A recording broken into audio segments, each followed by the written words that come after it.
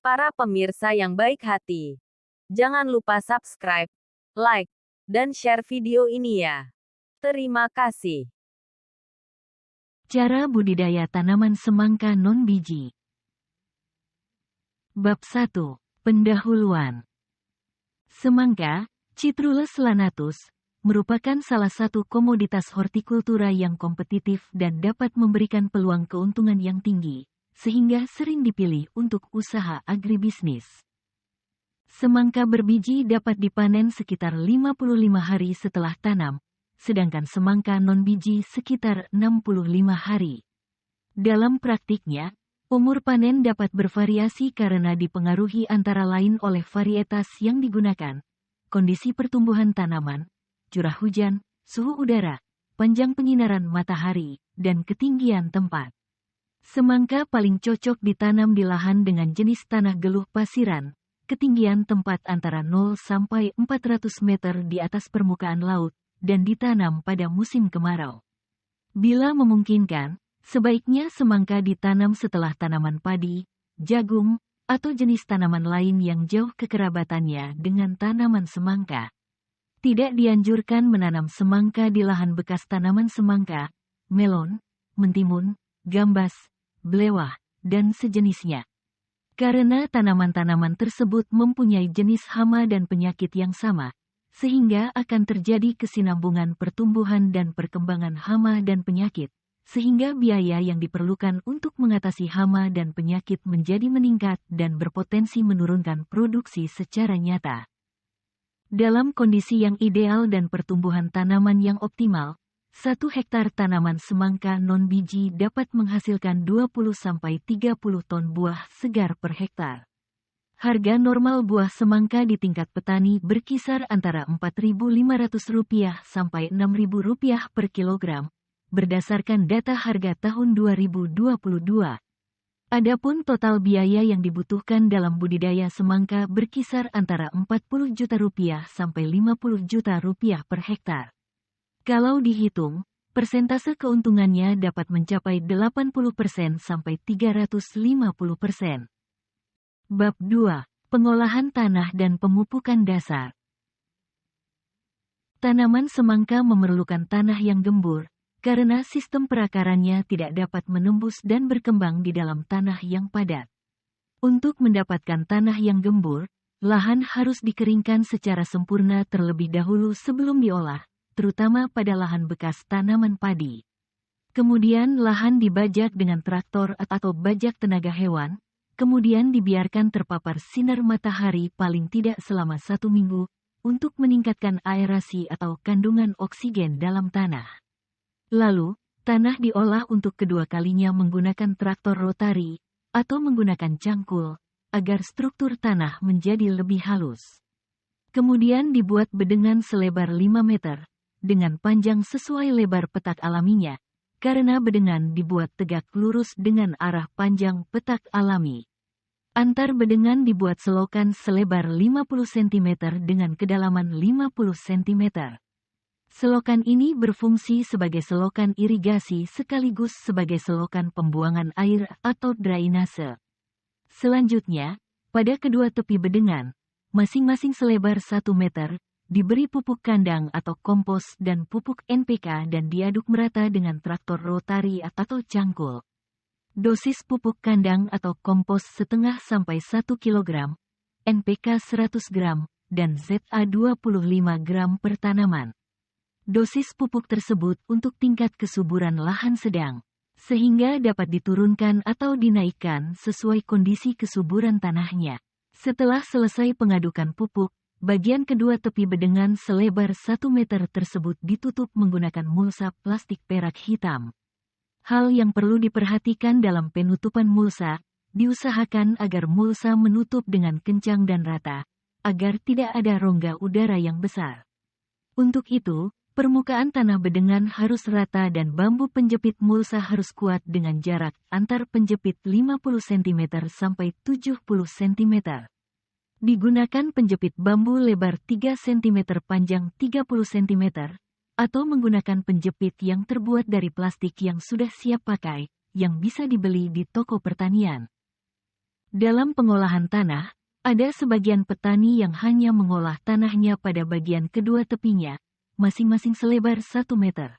Sedangkan pada bagian tengahnya selebar 3 meter dibiarkan utuh tidak diolah. Kelebihan cara ini dapat menghemat biaya pengolahan tanah. Namun kelemahannya, bagian tengah bedengan yang tidak diolah tersebut akan cepat ditumbuhi rumput atau gulma, serta peresapan air hujan ke dalam tanah kurang lancar sehingga air mudah menggenangi tanaman sehingga serangan patogen penyakit akan meningkat. Populasi serangga hama juga akan meningkat seiring dengan meningkatnya pertumbuhan rumput. Rumput yang rimbun juga akan mengurangi fotosintesis tanaman semangka, sehingga produksi buahnya juga akan menurun. Bab 3. Persemaian. Media semai yang baik dan dapat mendukung pertumbuhan semai, terdiri dari campuran tanah dan pupuk kandang atau kompos dengan perbandingan volume 1:1. Tanah maupun pupuk kandang, sebelum dicampur diayak terlebih dahulu agar teksturnya halus, karena akar kecambah masih lemah sehingga sulit menembus tekstur tanah yang kasar. Selanjutnya media semai dimasukkan ke dalam kantong plastik, polybag semai ukuran sekitar 6 x 6 cm. Media semai dalam polybag tidak boleh terlalu keras menekannya sehingga menjadi terlalu padat, atau sebaliknya terlalu berongga. Tekanlah media ke dalam polybag secukupnya. Selanjutnya disiapkan benih semangka non-biji dan semangka berbiji sebagai pejantan. Jumlah benih semangka berbiji 5-10% dari benih semangka non-biji. Total benih yang disemai paling tidak 130% dari jumlah tanaman yang akan ditanam di lahan. Sebelum disemai ke dalam polybag semai, benih semangka sebaiknya dikecambahkan terlebih dahulu agar pertumbuhan semai seragam dan kuat. Namun ada sebagian petani yang menyemai langsung benih ke dalam polybag semai tanpa mengecambahkan terlebih dahulu. Cara sederhana untuk mengecambahkan benih semangka yang mudah dilakukan oleh petani adalah sebagai berikut. Bahan dan alat: 1. Kotak tempat kue, dengan ukuran sesuai kebutuhan. 2. Kertas koran atau tisu tahan pencucian. 3. Air dingin masak. 4. Air mendidih. 5. Lampu 15 watt. 6. Kantong plastik hitam. Urutan kerja. 1. Kertas koran atau tisu tahan pencucian, dipotong-potong menggunakan gunting, dengan ukuran sesuai dengan ukuran kotak kue yang digunakan. Dibuat 20 lembar, untuk digunakan sebagai alas sebanyak 10 lembar dan 10 lembar sisanya digunakan sebagai penutup di atas benih yang dikecambahkan. 2. Kertas koran yang sudah dipotong-potong tersebut dimasukkan ke dalam kotak kue dan dituangi air mendidih dan kotak ditutup rapat dengan penutupnya. Dibiarkan selama 15 menit. Langkah ini bertujuan untuk sterilisasi kertas koran dan kotak yang digunakan agar jamur dan bakteri mati. Setelah dingin, kertas koran diperas agar kandungan airnya tidak berlebihan. 3. Benih semangka yang sudah disiapkan, dibuka ujungnya dengan menggunakan pemotong kuku. Setelah semua benih selesai dibuka ujungnya, kemudian benih direndam dalam air dingin masak. Air sebelumnya sudah dimasak sampai mendidih, seperti merebus air untuk air minum. Setelah dingin baru digunakan untuk merendam benih. Perendaman dilakukan selama 30-60 menit. Kemudian benih diambil dengan saringan dan ditiriskan agar tidak berlebihan airnya. 4. Kemudian benih ditata satu lapis di atas 10 lembar kertas koran basah dan ditutup dengan 10 lembar kertas koran basah yang lain, dalam kotak kue yang sudah disiapkan dalam langkah kerja tersebut angka 2. Kemudian kotak ditutup rapat dengan penutupnya dan dimasukkan ke dalam kantong plastik berwarna hitam dan diikat rapat. Kemudian kotak dalam kantong plastik hitam tersebut diletakkan di bawah lampu 15 watt dengan jarak sekitar 15 cm, dan lampu dinyalakan terus-menerus selama 40-48 jam. 5. Setelah 40-48 jam benih akan berkecambah dengan panjang akar kecambah sekitar 1-1,5 cm dan siap disemai di dalam polybag semai. Agar benih dapat berkecambah dengan optimal diperlukan kondisi lembab, hangat, dan gelap. Metode tersebut di atas disusun untuk memperoleh kondisi lembab, hangat, dan gelap, sehingga benih dapat berkecambah dengan sempurna. Selanjutnya, kecambah benih tersebut disemai di dalam polybag semai yang sudah disiapkan. Sebelum digunakan, media semai disiram dengan air menggunakan gembor sampai benar-benar basah sampai ke bagian paling bawah. Kemudian media semai dilubangi menggunakan pelubang dari bambu atau yang lainnya. Diameter lubang sekitar 1–1,5 cm, dengan kedalaman sekitar 1,5 cm. Langkah selanjutnya, kecambah semai dimasukkan ke dalam lubang tersebut dengan menggunakan pinset dengan posisi ujung akar menghadap ke bawah dan jangan sampai terbalik, sebab kalau terbalik maka pertumbuhan bibitnya akan mengarah ke bawah sehingga akhirnya bibit akan mati. Setelah selesai, media semai disiram dengan air menggunakan gembor atau sprayer agar tanah menutup kecambah semai dengan sempurna.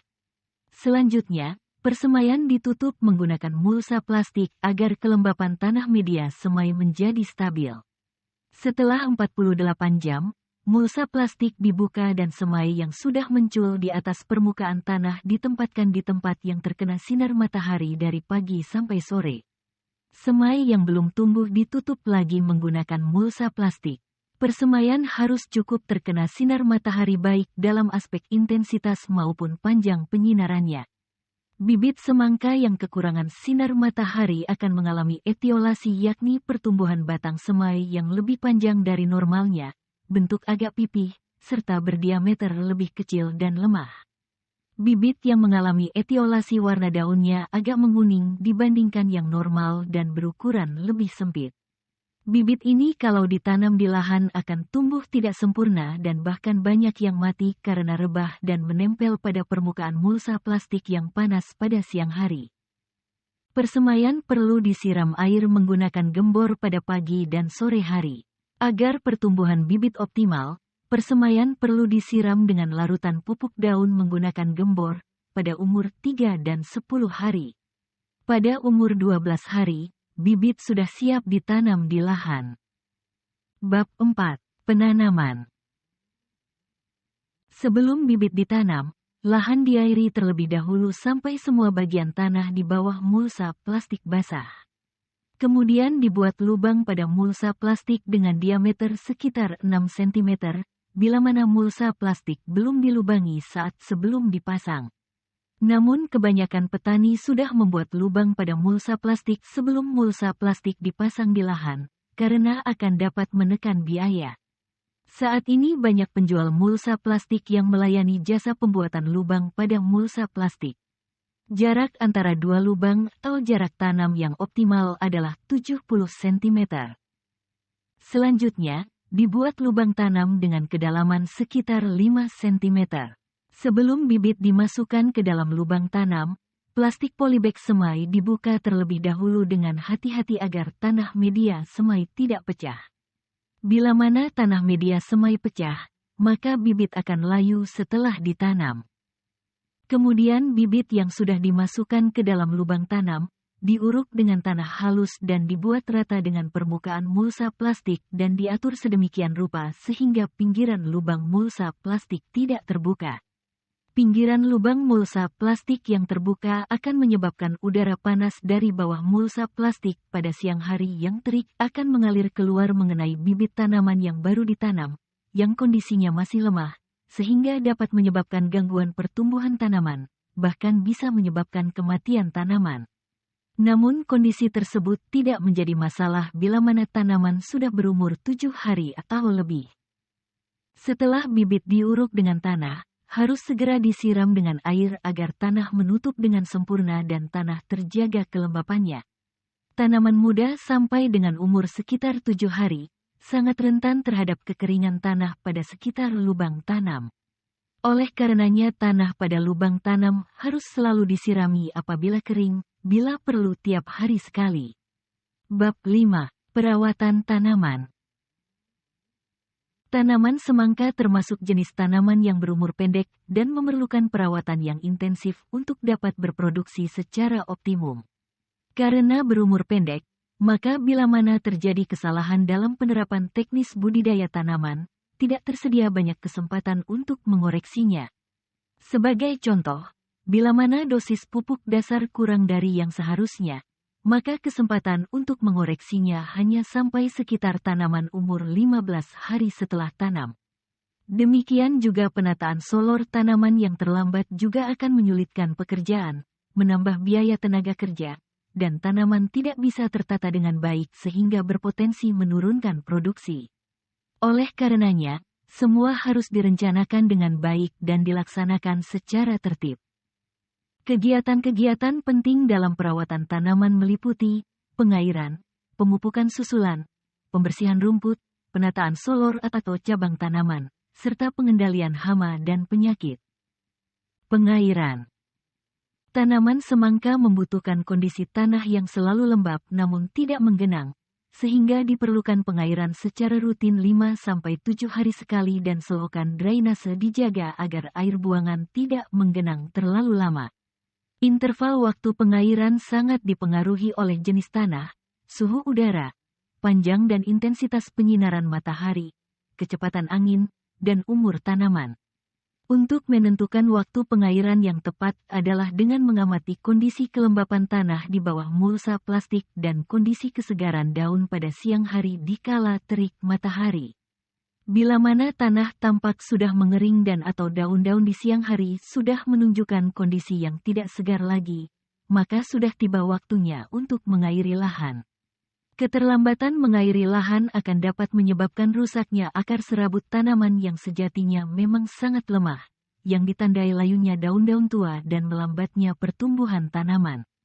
Bila mana kesalahan ini terjadi pada saat tanaman sudah berbuah, maka dampaknya akan lebih besar lagi karena daya generasi akar tanaman dan bagian tanaman lainnya sudah menurun dibandingkan dengan kala tanaman belum berbuah.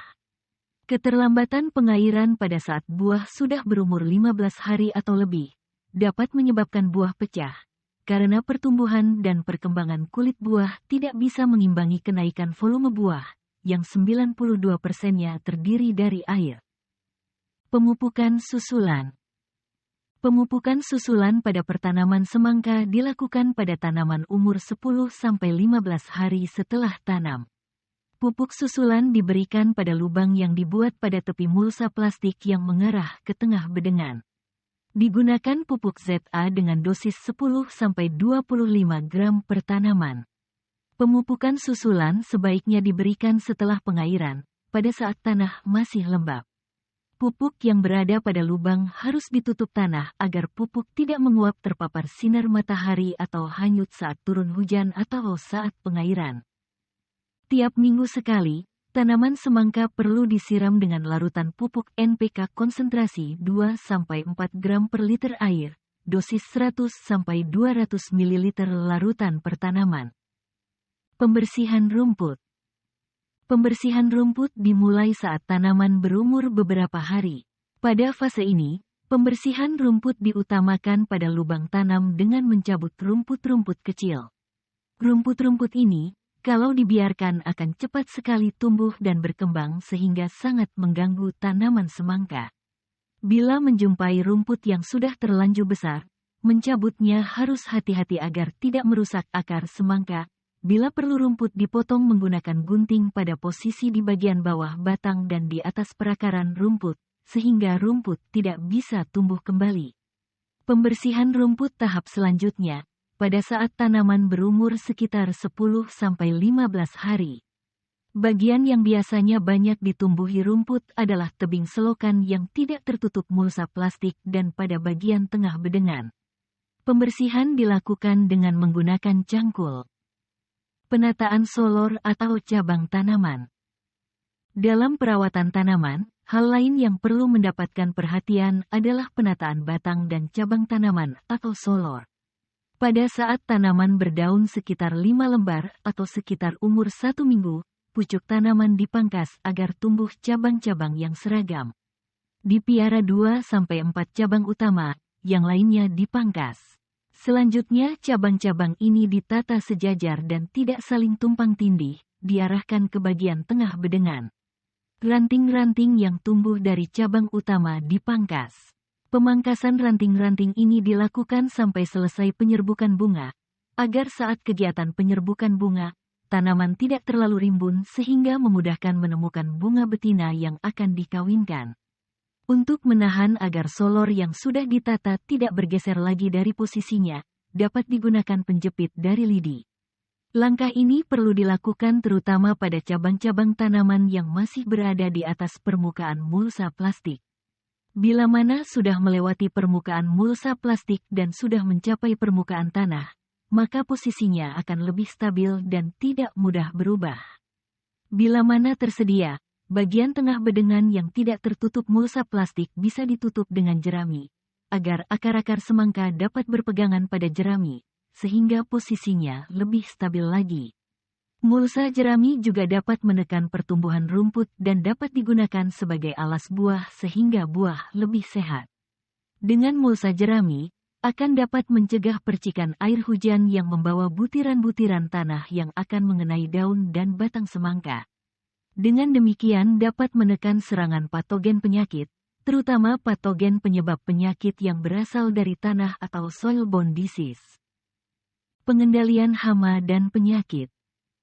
Salah satu kendala utama dalam mencapai keberhasilan usaha budidaya semangka adalah terjadinya serangan hama dan penyakit.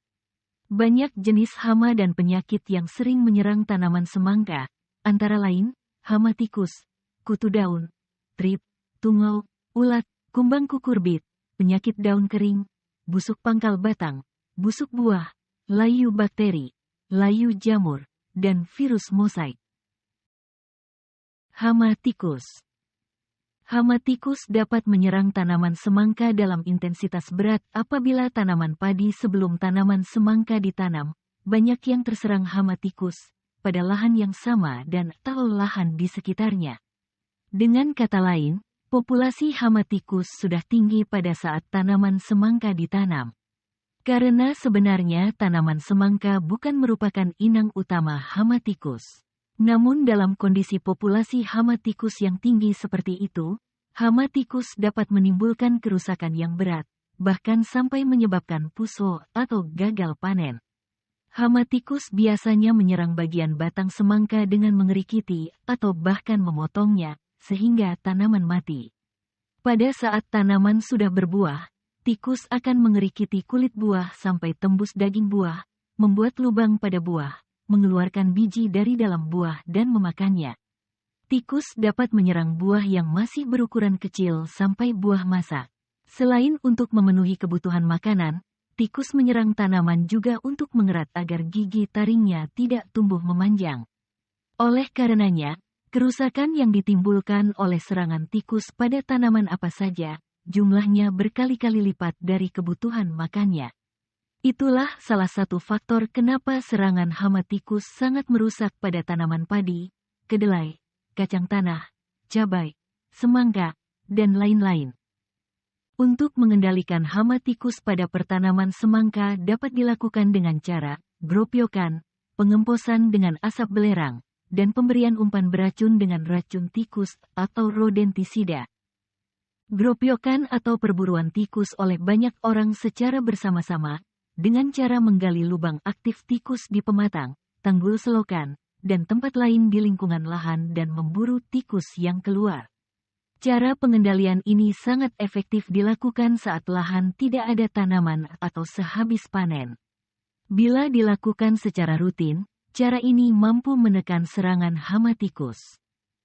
Pengemposan dengan asap belerang pada lubang tikus dapat dilakukan menggunakan alat emposan atau menggunakan semacam mercon yang dapat mengeluarkan asap belerang. Sebelum asap belerang dihembuskan ke dalam lubang tikus, harus dicari dulu lubang darurat yang biasanya berada pada sisi yang berlawanan dari lubang utama. Lubang darurat harus ditutup rapat dengan tanah agar tikus tidak dapat melarikan diri melalui lubang ini. Kemudian baru dilakukan pengemposan melalui lubang utama. Setelah dirasa jumlah asap belerang sudah cukup jumlahnya, segera lubang utama ditutup rapat menggunakan tanah. Tikus akan mati lemas kehabisan oksigen dalam beberapa menit.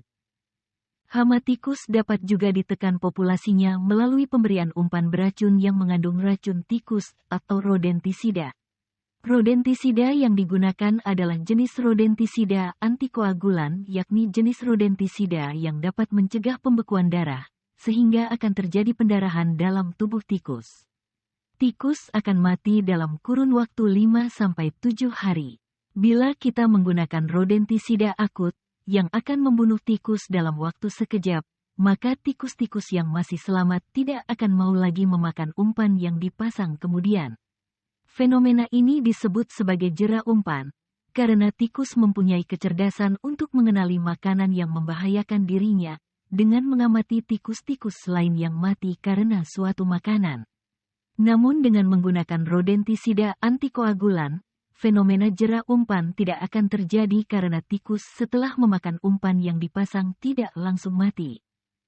Banyak merek dagang rodentisida yang beredar di pasaran, antara lain, Racumin, Ratikus, Ratilan, dan lain-lain.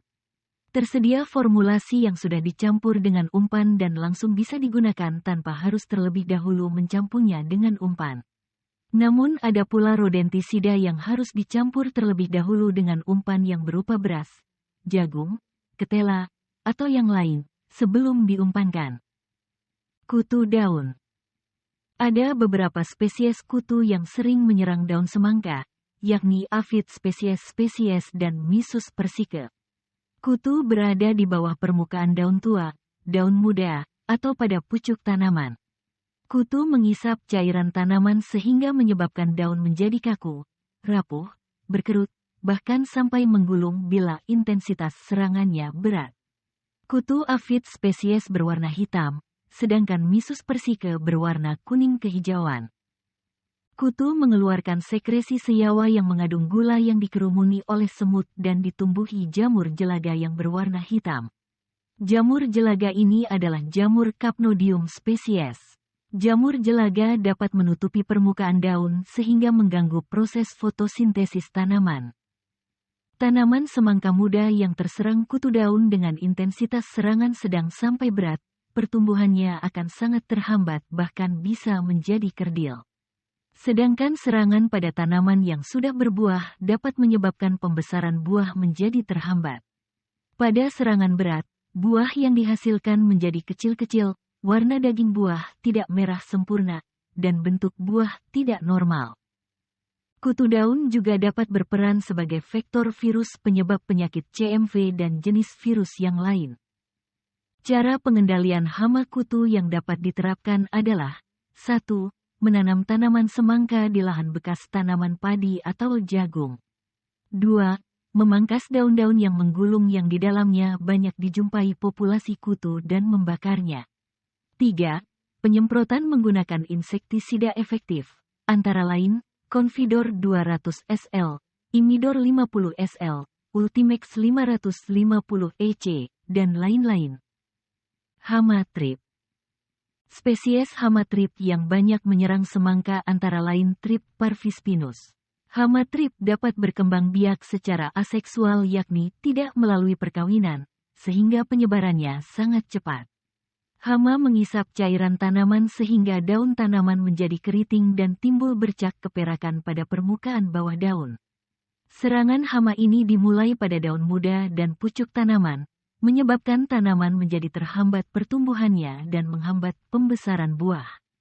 Hama trip juga dapat menyerang bunga yang belum mekar maupun yang sudah mekar, yang menyebabkan bunga sulit diserbuki, dan terjadi malformasi atau salah bentuk pada buah.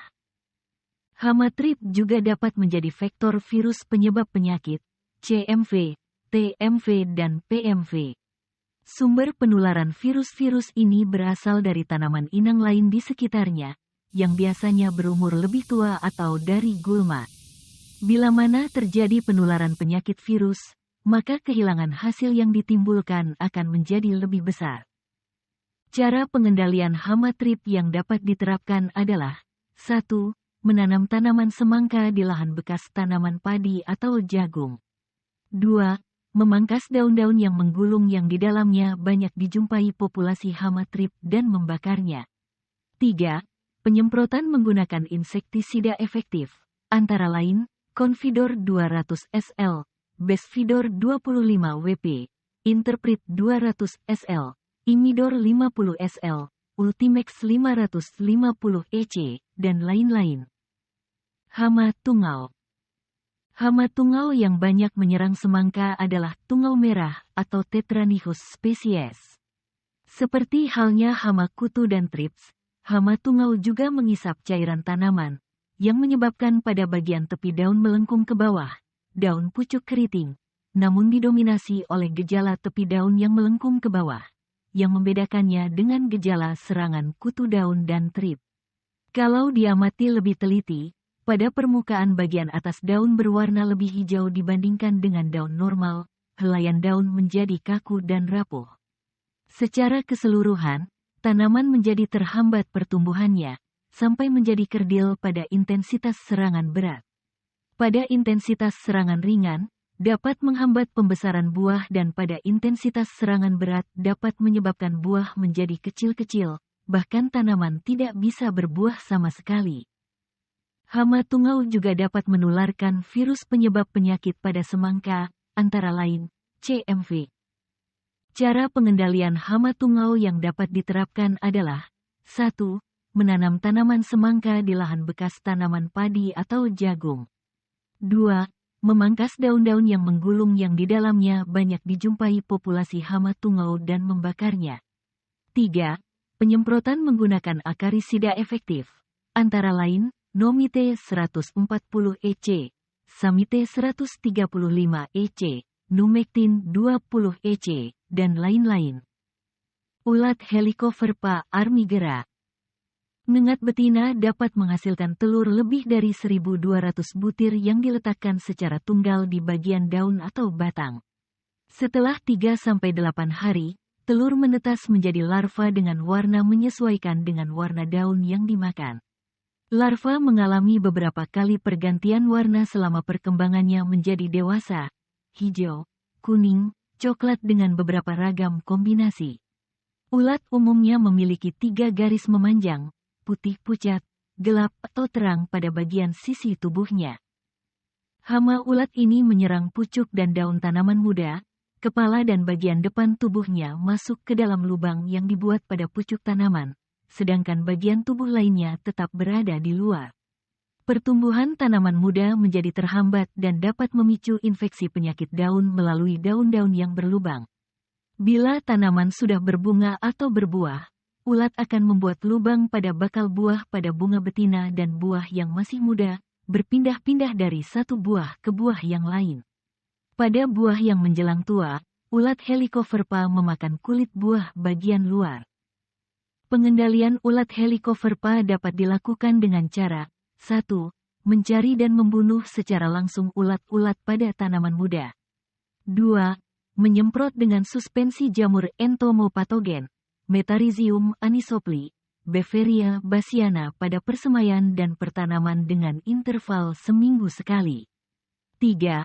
Menyemprot dengan insektisida, Darmasip 50 EC, Alfatrin 650 EC, Kurakron 500 EC, dan lain-lain. Ulat gerayak Spodoptera litura. Ulat Spodoptera litura mempunyai titik hitam arah lateral pada setiap abdomen. Larva muda berwarna kehijau-hijauan. Instar pertama tubuh larva berwarna hijau kuning, panjang 2,0 sampai 2,74 mm dan tubuh berbulu-bulu halus. Kepala berwarna hitam dengan lebar 0,2 sampai 0,3 mm. Instar kedua, tubuh berwarna hijau dengan panjang 3,75 sampai 10,0 mm. Bulu-bulunya tidak terlihat lagi dan pada ruas abdomen pertama terdapat garis hitam meningkat pada bagian dorsal terdapat garis putih memanjang dari toraks hingga ujung abdomen. Pada toraks terdapat 4 buah titik yang berbaris 2-2. Larva instar ketiga memiliki panjang tubuh 8,0 sampai 15,0 mm dengan lebar 0,5 sampai 0,6 mm pada bagian kiri dan kanan abdomen terdapat garis zigzag berwarna putih dan bulatan hitam sepanjang tubuh. Instar keempat, kelima dan keenam agak sulit dibedakan. Untuk panjang tubuh instar keempat 13 sampai 20 mm. Instar kelima 23 sampai 35 mm, dan instar ke-6 35–50 mm. Ulat dapat menyerang tanaman muda dengan gejala daun berlubang. Pada serangan oleh ulat pada instar pertama dan kedua, terdapat banyak lubang-lubang kecil pada daun di sekitar tempat ulat menetas. Ulat-ulat pada stadia ini berkelompok di bawah permukaan daun. Pada saat ulat sudah semakin besar, ulat akan menyebar ke bagian-bagian tanaman yang lain. Ulat dapat menyerang buah yang masih kecil dengan membuat lubang yang menembus kulit buah. Pada buah yang sudah menjelang masak, ulat hanya mengerikiti kulit bagian luar saja dan menyebabkan mosaik berwarna putih pada kulit buah. Pengendalian ulat gerayak dapat dilakukan dengan cara 1. Mencari dan membunuh secara langsung ulat-ulat pada tanaman muda. 2. Menyemprot dengan suspensi jamur entomopatogen, Metarhizium anisopli, Beveria bassiana pada persemaian dan pertanaman dengan interval seminggu sekali. 3.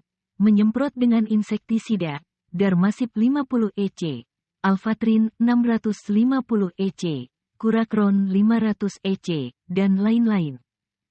Ulat tanah Agrotis Y. Serangga dewasa berupa ngengat atau kupu-kupu yang aktif terbang pada malam hari. Tubuh serangga dewasa keabu-abuan dengan sayap berwarna kelabu dengan tanda hitam coklat. Ulat berwarna hitam keabu-abuan, aktif merusak tanaman pada malam hari dan kadang-kadang bersifat kanibal. Ulat dapat menyerang tanaman muda dengan memotong batang atau tangkai daun. Pada tanaman dewasa, serangan banyak terjadi pada tangkai daun dan ranting-ranting yang masih kecil. Ulat juga sering menyerang buah yang masih kecil. Pada siang hari, ulat bersembunyi dalam tanah. Pengendalian ulat tanah dapat dilakukan dengan cara 1. Mencari dan membunuh secara langsung ulat-ulat pada tanaman muda. 2. Menyemprot dengan suspensi jamur entomopatogen, Metarhizium anisopli, Beveria bassiana pada persemaian dan pertanaman dengan interval seminggu sekali. 3. Menyemprot dengan insektisida, Darmasip 50 EC, Alfatrin 650 EC, Kurakron 500 EC, dan lain-lain. Kumbang kukurbit, Aulacopora similis. Kumbang kukurbit, petani menyebutnya oteng-oteng, dapat menyerang tanaman semangka sejak di persemaian sampai pada tanaman tua. Hama ini menyerang keping dan daun persemaian serta daun tanaman dewasa, dengan membuat lingkaran pada permukaan daun bagian bawah dan lingkaran yang terbentuk dapat dilihat dari bagian atas daun. Pada saat tersentuh, serangga yang berada pada bagian bawah daun akan menjatuhkan diri ke tanah, kemudian terbang. Oleh karenanya, kalau menangkap hama ini caranya adalah dengan memasang telapak tangan di bawah serangga yang bertengger di permukaan bawah daun, yakni di sekitar bekas gigitan serangga yang berbentuk lingkaran, terutama yang lukanya masih baru.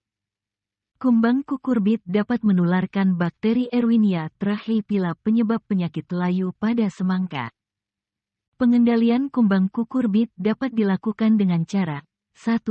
Mencari dan membunuh secara langsung ulat-ulat pada tanaman muda. 2. Menyemprot dengan suspensi jamur entomopatogen, Metarhizium anisopli, Beveria bassiana pada persemaian dan pertanaman dengan interval seminggu sekali. 3.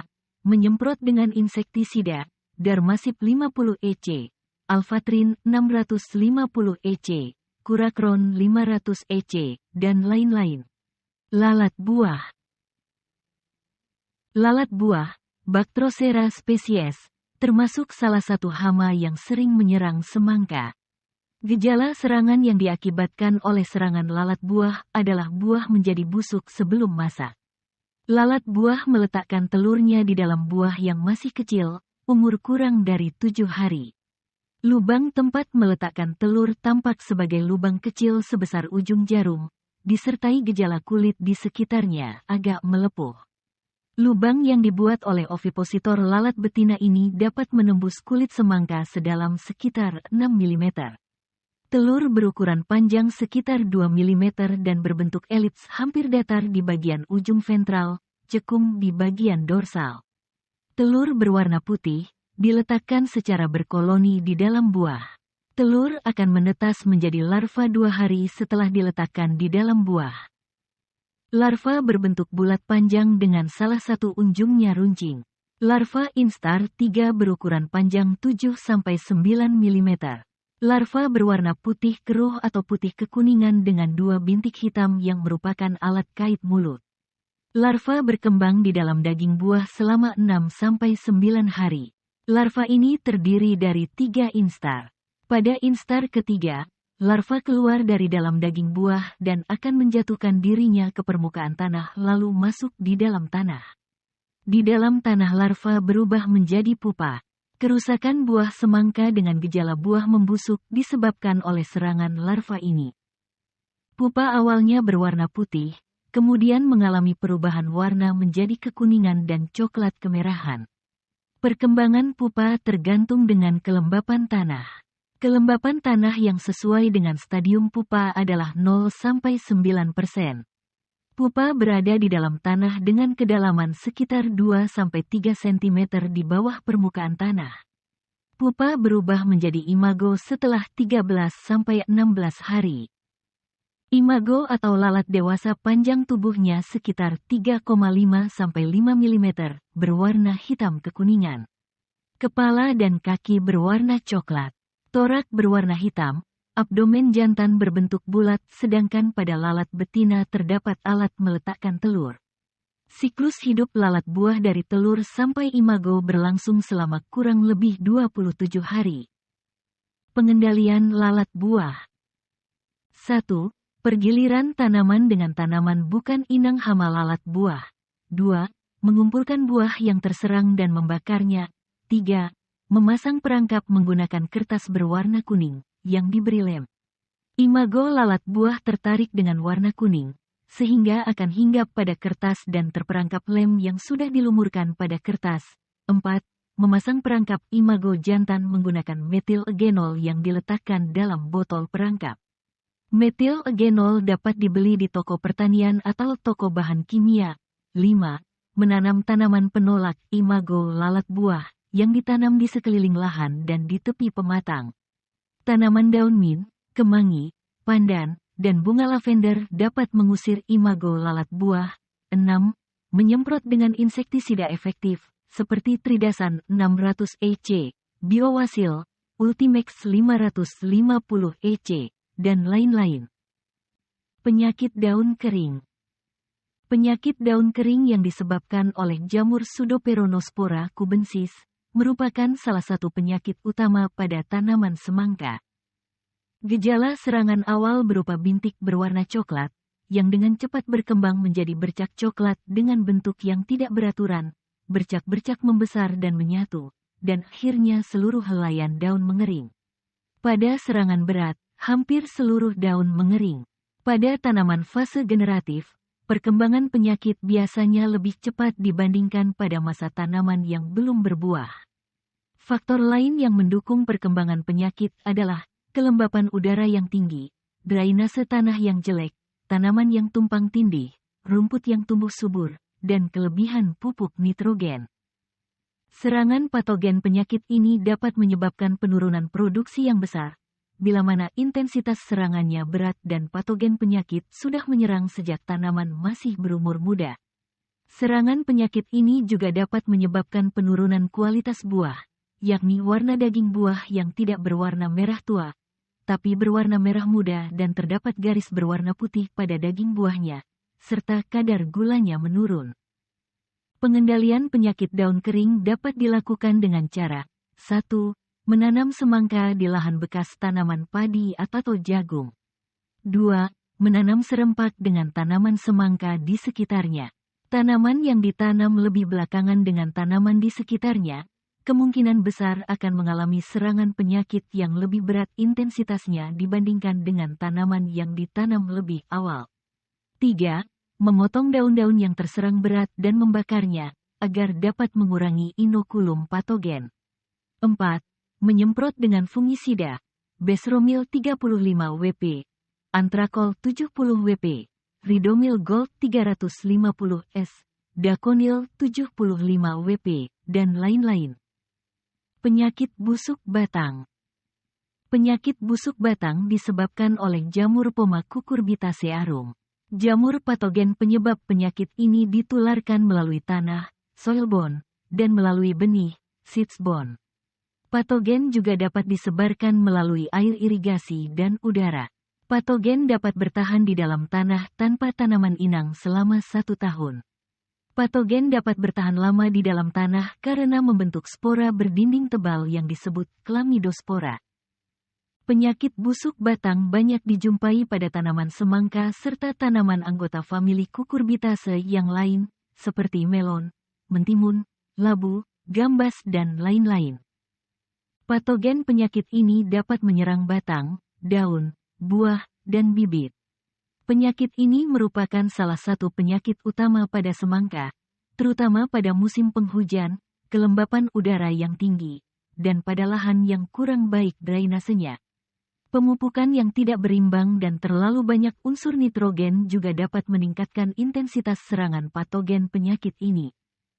Gejala penyakit pada pangkal batang dan cabang tanaman dimulai dengan gejala busuk yang terbatas, disertai keluarnya cairan berwarna coklat, kemudian bagian yang busuk menjadi meluas dan melingkari batang atau cabang, sehingga batang atau cabang mati dan daun-daun di bagian atasnya menjadi layu. Pengendalian penyakit.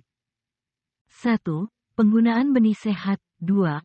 Pergiliran tanaman dengan tanaman yang bukan anggota famili Cucurbitaceae, kalau memungkinkan dengan tanaman padi. 3. Pembuatan selokan pembuangan air yang baik, sehingga air hujan maupun sisa air pengairan dapat mengalir dengan cepat keluar dari lahan. Hindari terjadinya genangan air pada selokan maupun pada permukaan mulsa plastik. 4.